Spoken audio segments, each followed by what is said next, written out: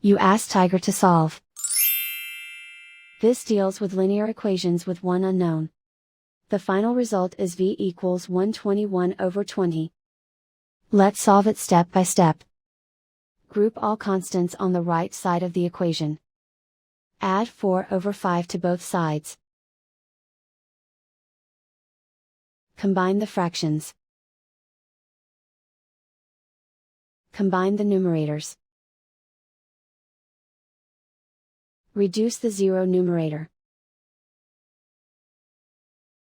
Simplify the arithmetic. Find the lowest common denominator.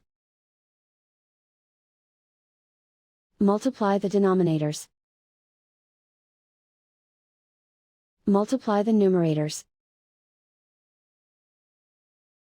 Combine the fractions.